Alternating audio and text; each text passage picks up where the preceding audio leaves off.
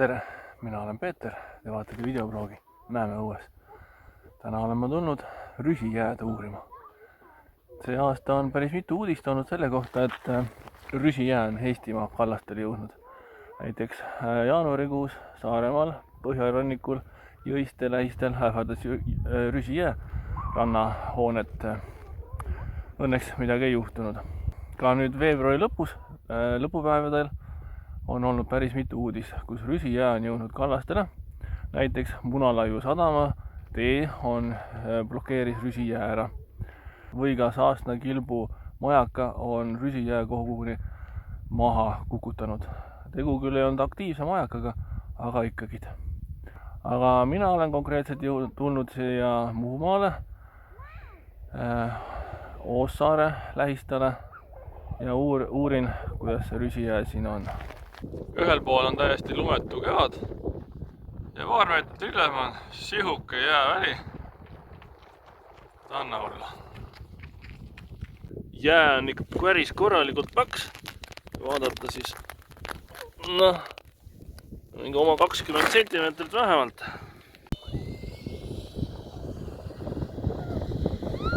Lastele on see korralik liumägi.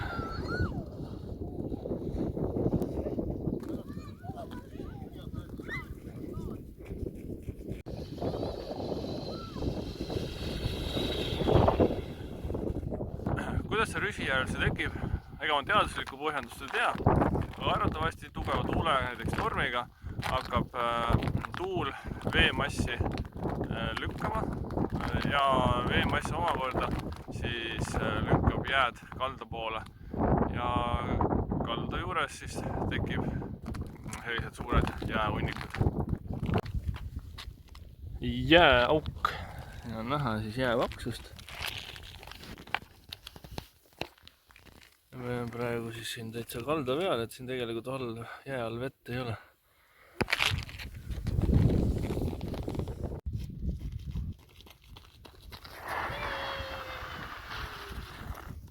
Jää peal on võimalik ka rattasõitu teha.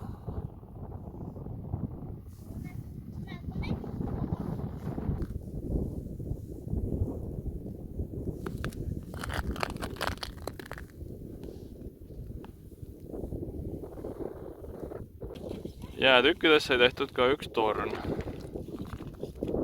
Jääseiklus hakkab tänaseks lõppema, nii et minu poolt näeme õues.